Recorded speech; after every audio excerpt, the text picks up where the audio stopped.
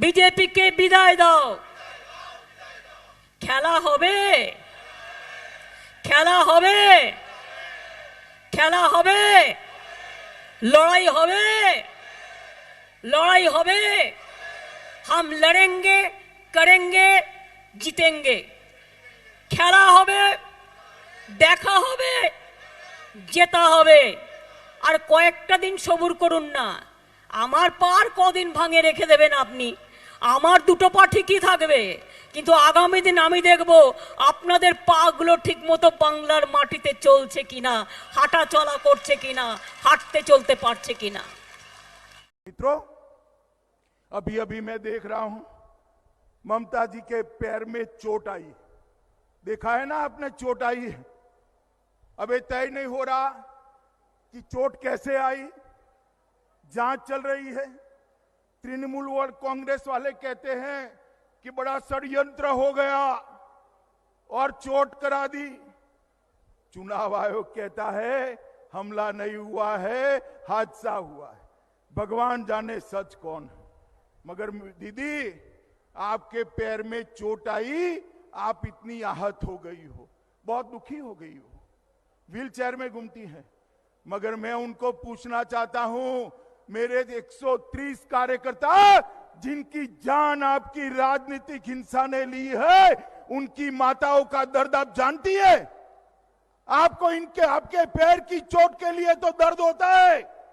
130 कार्यकर्ता मारे गए हैं, इनकी माताओं का दर्द आप नहीं जानती है।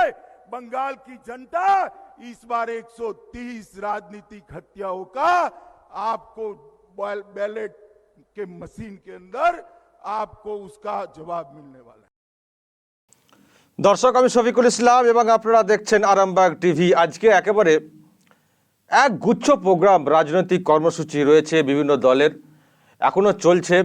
অমিত শাহ তারও একাধিক কর্মসূচি, তৃণমূল সুপ্রিমো মমতা বন্দ্যোপাধ্যায় তারও একাধিক কর্মসূচি এবং অভিষেক ব্যানার্জি তৃণমূল কংগ্রেসের যুব নেতা তারও একাধিক কর্মসূচি। তারই মধ্যে একটু আসতে দেরি হলো আপনাদের সামনে খবর নিয়ে।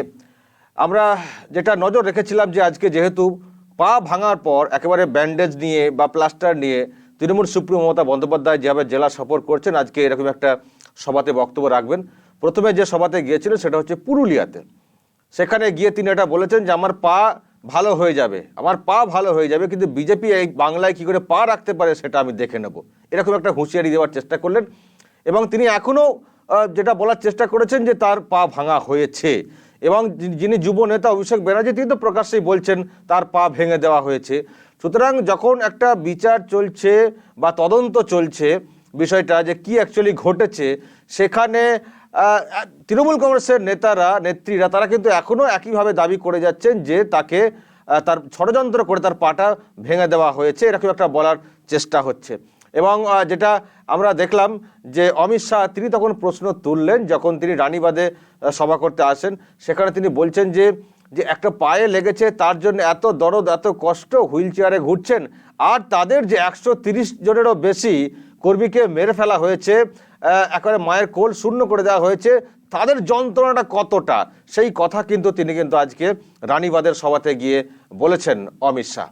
অর্থাৎ এই পা ভাঙা নিয়ে নানান যেমন তর্ক বিতর্ক চলছে, একদিকে যখন তদন্ত চলছে, রাজনৈতিক কথা চলছে, তার পাল্টা কাউন্টারও কিন্তু আমরা দেখলাম যে করতে অমিত শাহ বিজেপি নেতা তিনি কিন্তু এইভাবে কিন্তু বললেন। সুতরাং প্রশ্ন হচ্ছে যে যেটা আমরা মনে করছিলাম এই হুইল চেয়ারে যাওয়া এবং সেটা নিয়ে একেবারে উঠতে পারবেন না, তাকে ঠেলে ঠেলে তুলতে হবে স্টেজে, সেটা আমরা দেখলাম তাকে তোলা হয়েছে। এবং শুরুতেই তিনি বলছেন যে আমি দাঁড়িয়ে কথা বলতে পারবো না, যেভাবে বলেন আমি ক্ষমা চাইছি, আমি এইভাবে বসে বসে বলবো, আমার ভীষণ যন্ত্রণা, কিন্তু বাড়িতে থাকতে পারছি না কারণ নির্বাচন, বাংলার মানুষের যন্ত্রণা, এইসব বলে তিনি শুরু করলেন। শুরু করার পর তার যেরকম ক্যাসেটটা বাজে বিভিন্ন জায়গাতে, সে একইভাবে ক্যাসেট তিনি এখানেও বাজিয়েছেন। আমরা দেখলাম পুরুলিয়াতে যে আমরা বিনামূল্যে রেশন দেবো, বাড়ি বাড়ি রেশন পৌঁছে দেবো, আজকে বলছিলেন বাড়ি বাড়ি রেশন পৌঁছে দেবো, স্বাস্থ্যসাথী কার্ড রয়েছে, আমরা ট্যাব দিয়েছি, ইত্যাদি ইত্যাদি যেগুলো বলে থাকেন সেগুলো কিন্তু আজকে অনেকটা বলেছেন। আমি 2-3টা বিষয় যেটা আমাদের নজরে এসেছে মুখ্যমন্ত্রীর প্রোগ্রামে সেটা আপনাদেরকে বলতে চাই। উনি বলেছেন যে এতদিন যে 2 বছর হয়ে গেল এমপি যারা হয়েছেন বিজেপি, তারা কি কোনো কাজ করেছেন এখানে? তাদেরকে আর ভোট দেবেন? এই প্রশ্ন কিন্তু করেছেন উপস্থিত যারা ছিলেন তাদের উদ্দেশ্যে, এই প্রশ্ন কিন্তু মমতা বন্দ্যোপাধ্যায় করেছেন। আমি শুধু একটু আমি দর্শকদের সামনে আলোচনা করতে চাই, আপনারা হয়তো অনেকে জানেন যে এমপি ল্যাডের টাকাটা দেওয়াটা কিন্তু বন্ধ রয়েছে। আপনারা জানেন করোনার যখনই প্রকোপ দেখা দিয়েছে তার আগে থেকেই এমপি ল্যাডের যে ফান্ড সেটা কিন্তু বন্ধ রাখা হয়েছে। সেটা বন্ধ রাখা হয়েছে কারণ এই করোনা মোকাবিলার জন্য প্রচুর একটা আর্থিক প্যাকেজ লেগেছে, কেন্দ্র সরকার সে খাতে খরচা করেছে। ফলে লোকাল যে এমপি ফান্ড যে 5 কোটি টাকা করে এক একটা লোকসভা কেন্দ্রের ডেভেলপমেন্টের জন্য, সেই টাকা বন্ধ রয়েছে। তো সেই টাকা যদি বন্ধ থাকে তাহলে এমপিরা কাজ করবেন কি করে? এটাও তো প্রশ্ন। তৃণমূলে যারা এমপি তারা কাজ করেছেন কিছু তাদের এলাকায়, যেখানে যারা জয়ী হয়েছেন। ঘাটালে দেব তিনি তো এমপি হয়েছেন নতুন করে, তিনি আর নতুন করে কোনো কাজ করেছেন এই সময়টার মধ্যে? সুতরাং 2019-এ যারা এমপি হয়েছেন তারা কাজ করার সুযোগই পায়নি। শুধু বাংলা নয়, সারা দেশের কোথাও সুযোগ পাননি, কারণ কেন্দ্রীয়ভাবে এটা ঠিক করা হয়েছে যে এখন ওই ফান্ডে টাকা দেওয়া যাবে না। করোনা মোকাবিলার জন্য বিকল্প অনেক কিছু ব্যবস্থা যেগুলো নিতে হয়েছিল এক্সট্রা অতিরিক্ত, তার জন্য প্রচুর টাকা মানে আর্থিক প্যাকেজ ঘোষণা করা হয়েছিল এবং সেই জন্যই বন্ধ রয়েছে। ফলে কোনো এমপি তো তার এলাকার উন্নয়নে কাজ করতে পারেননি। তিনি আর এইভাবে বলছেন কেন? তিনি কি জানেন না যেটা বন্ধ রয়েছে? অভিষেক ব্যানার্জি নিজেই তো বলেন বিভিন্ন সভাতে যে দেখুন আমরা এমএলএ ফান্ডে টাকা দিচ্ছি, এমপি ফান্ডে টাকা দেওয়া হচ্ছে না, সব টাকা মোদির প্রচারে চলে যাচ্ছে। তিনি তো বলেছিলেন ডায়মন্ড হারবারে বক্তব্য রাখতে গিয়ে। তাহলে তিনি সেই কথাটা কেন বলেছিলেন? তিনি তো নিজেই বলেছেন যে এমপি ফান্ডে টাকা দেওয়া হয় না। তাহলে তিনি কেন প্রশ্ন করছেন যে 2 বছর এমপি হয়ে গেছেন, কেউ এলাকায় কোনো কাজ হয়েছে? আমি জানি না মমতা বন্দ্যোপাধ্যায় কি বোঝানোর চেষ্টা করছেন মানুষকে।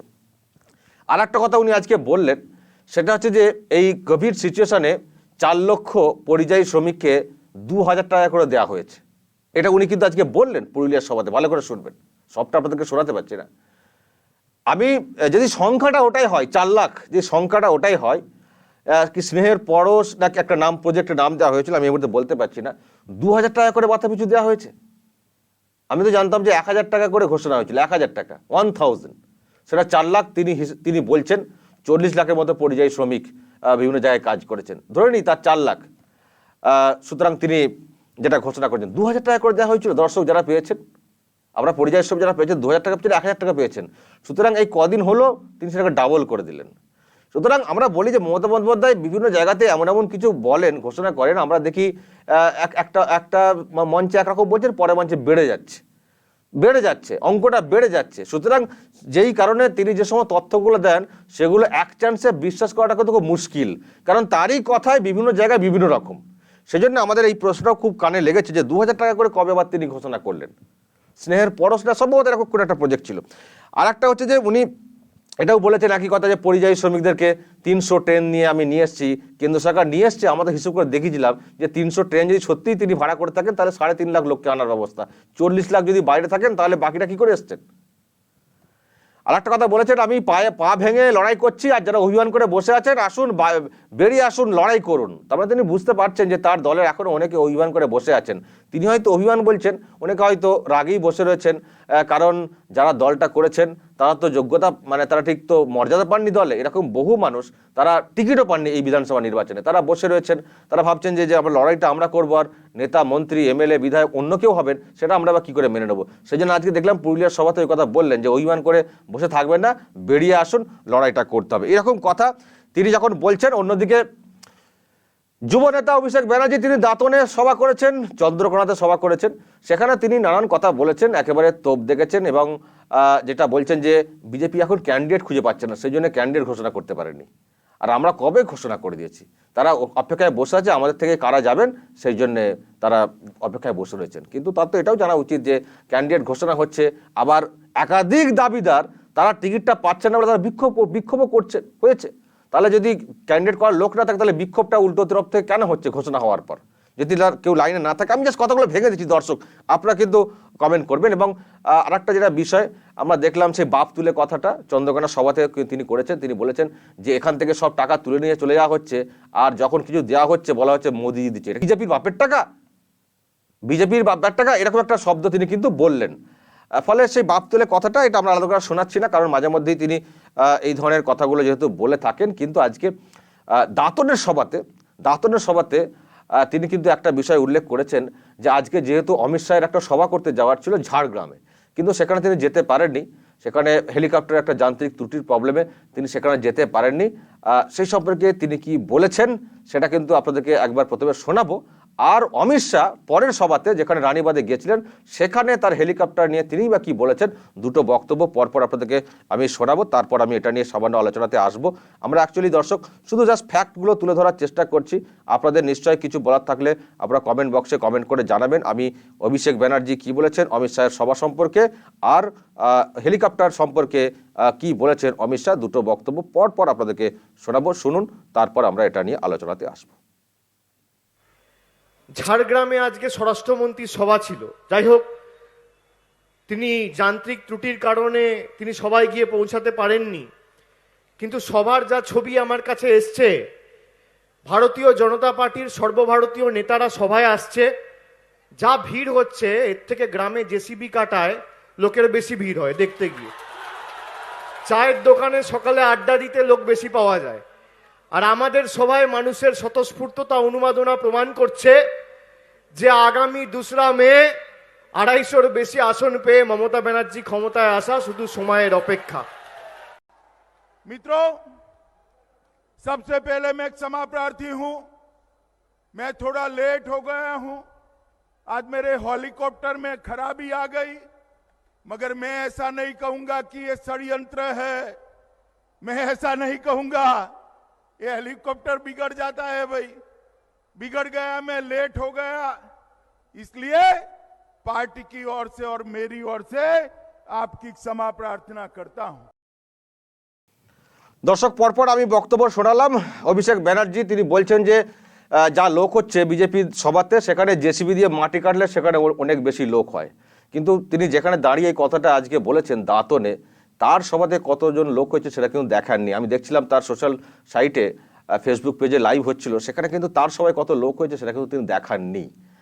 এবং অন্য মিডিয়াতে দেখছিলাম যে তিনি যেভাবে বলছেন তার সভায় যে বিরাট কিছু লোক হয়েছে তা নয়, অনেকটাই লোক, কিন্তু তার সভা তো কম হয়েছিল। কেনই বা তিনি দেখালেন না? অন্য সময় আমরা দেখি একবার ড্রোন শট, বাইরের থেকে শট এসব দেখানো হয়, কিন্তু আজকে সবাই দেখানো হয়নি। কিন্তু তিনি বিজেপির সমালোচনা করলেন যে জেসিবি কাটার মেশিনে দেখতে গেলে অনেক বেশি লোক হয়, সেখানে লোক হচ্ছে না। এখন দেখা যাবে, লোক তো গতবারও সে অর্থে হচ্ছিল না, কিন্তু এমপি আসনটা তাদের থেকে অনেকটা ছিনিয়ে নিয়েছিল বিজেপি। এবারে বিধানসভা নির্বাচনে সেখানে কি হয় সেটা তো অবশ্যই দেখার বিষয় থাকবে। কিন্তু অমিত শাহর যে বক্তব্যটা, সেটা কিন্তু ভালো করে শুনলেন আপনারা। তিনি কিন্তু বলতেন আমার হেলিকপ্টার খারাপ হয়েছিল, কিন্তু আমি এরকম কিছু বলবো না যে এর পেছনে ষড়যন্ত্র রয়েছে। মানে এটা তিনি কথাটা কটাক্ষ করার চেষ্টা করলেন, কারণ যদি এই ঘটনা তৃণমূল কংগ্রেসের ক্ষেত্রে ঘটতো, হয়তো বলতো যে হেলিকপ্টার কোথায় কার সঙ্গে কানেক্ট করে বিজেপির ষড়যন্ত্র রয়েছে, সেজন্য খারাপ হয়ে গেছে, হয়তো বলে বসতেন তৃণমূল সুপ্রিমো। এটা তিনি যেটা বলার চেষ্টা করলেন, কারণ যখনই কিছু ঘটনা ঘটে যায় তখনই মমতা বন্দ্যোপাধ্যায় কিন্তু বিরোধীদের ষড়যন্ত্রের কথা বলেন। সুতরাং কোথাও যেন সেই বিষয়টিকে কটাক্ষ করলেন অমিত শাহ যে আমার হেলিকপ্টার খারাপ হয়েছে। আমি বলবো হ্যাঁ অবশ্যই আমাদের হেলিকপ্টার যান্ত্রিক ত্রুটি, এটা হতে পারে, এটা হয় মাঝে সাঝে, আমি আসতে পারি তার জন্য ক্ষমা প্রার্থী, কিন্তু বলবো না যে এটা কারোর ষড়যন্ত্র। কোথাও এর মধ্য দিয়েও যেন তৃণমূল সুপ্রিমোকে একটা ঠুকলেন অমিত শাহ।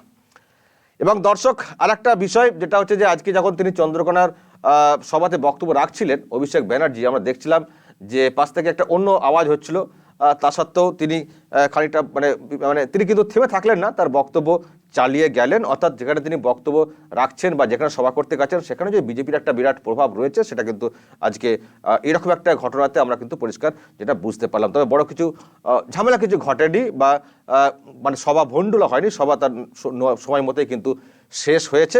কিন্তু বারবার অভিষেক ব্যানার্জি বিজেপিকে আক্রমণ করেছেন এবং তার বক্তব্য যে আমরা 250 সিট অবশ্যই পাচ্ছি। দর্শক কি বলবেন নিশ্চয়ই কমেন্ট করবেন, কমেন্ট বক্সে নজর রাখবেন আরামবাগ টিভিতে।